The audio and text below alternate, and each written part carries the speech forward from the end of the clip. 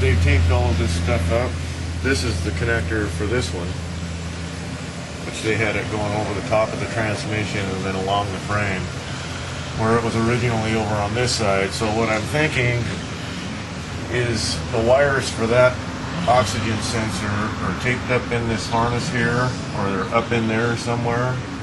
But they, I mean, it's going to always have a code with that sensor not connected. And we need a plug like that, and I don't know where it's at, if they cut it out or... Did they tape all this up? Yeah. Instead of fixing it like it should have been fixed and replacing it or whatever Well, needed to be done? I didn't open this up completely. I opened it right here, and you can see where they had spliced some wires in here.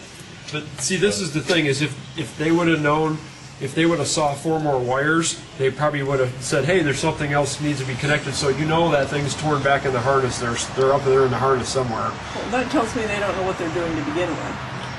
Well, or they should have been able to figure that out. Yeah, I guess. You would have thought so. But how did the wiring harness get wrapped around the driveline? They didn't put it in the connectors. It's got, if you look right up here, you'll see there's these little plastic things. It's kind of hard to see them, but yeah. Well, there's one back here that you can see pretty good. I can see it. That's what's supposed to hold the harness secure to the frame, and as you can see that they're all broke. The tops of them are gone. And so probably what happened was they just let it lay here, and you can see here where it got wrapped around the shaft, along with the shift cable here. Where it's all shiny right there? Yeah. Yeah. And you can see they did that's the cable you were talking about. A whole bunch of wire ties and stuff up in here. That's it exactly. But they took all the rest of the wiring all at the same time, so they all got caught in the driveline. If you see That's why the right up driveline's here, all shiny right there. they got all these wire ties up in here. Yeah. So we're gonna need to take all that apart and see if we can find the wires for that sensor. Yeah. So when did this happen originally? Well, if I had to speculate, I would say when they put the transfer case in is why the wires aren't hooked up. That's what happened. And then they left them lay here, and then that's when it got caught in the front drive line. Because, you're going down the road and a little bit of wind and the harness will And I'll catch one of those ears on that drive line, and then it just sucks it up like a spool, Because whether it's in four-wheel drive or not, this front drive line's always turning when it's going down the road. So that's what happened, is the harness got caught up in this. And I took it to the garage that put this transfer case in Las Vegas in October. They put it in last October, and the two new U-joints. And that's when some of my problems started happening. I don't know. I mean, yeah, they're obviously. Did you take it back to this place for when the wiring got ripped out, or no? You took it to another place. I was in Oklahoma. Okay. And the guy in Oklahoma talked to the mechanic that did this because he was originally thinking that it was a sensor in the transfer case. Okay. And then he discovered that it wasn't. All right. But he never told me exactly what caused this problem. He said that my four-wheel drive had been locked in. It had been locked in four-wheel drive. And that's why they replaced the transfer case. No. Oh. He told me that that's what caused this problem. Oh. Well, I scanned the transfer case module on it. There's no codes, current, or history in it at this time. So. What does that mean? That there's not showing anything wrong with not it. anything going on. So what was the original reason you replaced the transfer case? It lost all its fluid and burned up or something, or because that's a combination of these two. Well, I was in Las Vegas driving down the road, and it started making this terrible racket. And I pulled into this place, and they put it up in the air, and he says, you need a new transfer case, and while we're doing it, we might as well replace the U-joints. So $2,400 later. Well, that's a common issue. The transfer cases, what happens is these leak right here in between the seals. It's just silicone.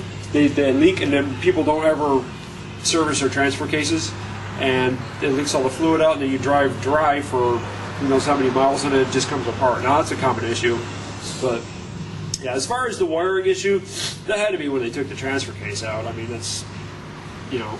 Yeah, because there's no reason. There's no other reason to take any of that wiring. The harness, Right. You know, the So, wiring. all of my From the start of the problem is because of the transfer case installation. That's what I told him from the beginning. Right, and that's what I would say. I mean, you know, I mean, I don't know that you didn't have a switch problem or whatever, but this wiring issue is caused from taking the transfer case out, for sure. Because they rusted all those clips and then put it back in, and then the wire got caught in the drive line, and that's what ripped everything out. The shift cable and the, you know, but, you know, like I said, hey, there's two O2 sensors, but there's only one plug. You know what I mean? So. Oh my God. That's why it's, you know, you've always got that check engine light. Yeah, you'll never get rid of that check engine light, and you know, plus you got an upstream O2 sensor, which is bad. Which spark plug out and look at them. You know, I mean, that's kind of a. These things are notorious for cap and rotor problems. Notorious. But you know, as far as some of the other stuff, it's hard to say. But you know, this right here is that's just crappy work. I mean, come on. I mean, anybody that knows one of these something 95 or newer is going to have 4 O2 sensors on it. Well. You know, there's one. There's another one right here. It's. I mean, I don't know what they did with it, but Did you video? That connector was just stuck up there on top of the transfer. oh, was it? Which connector? This one. That connector was stuffed on top of the transfer It was case? just stuck up here, like out of sight, out of mind. And so what they do? They hooked up this one to the other one?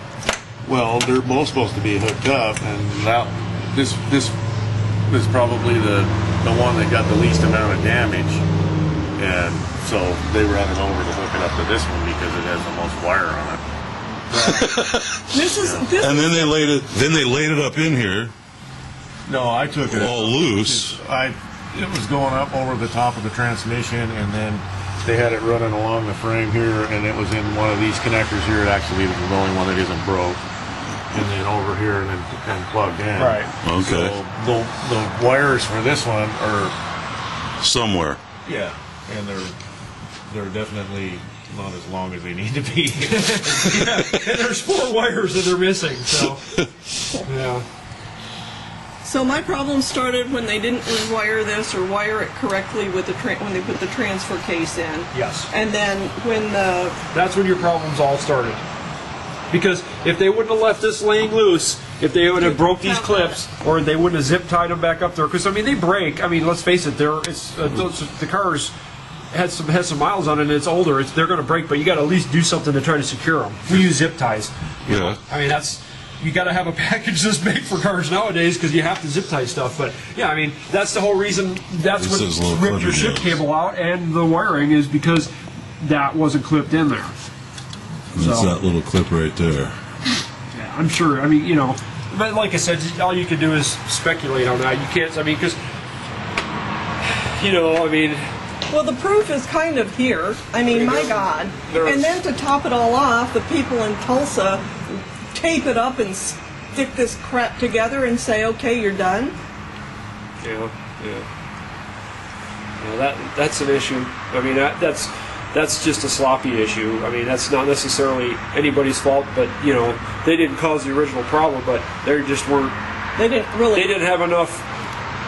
I don't know, background in cars, I guess, maybe to figure out the rest of it. I don't know.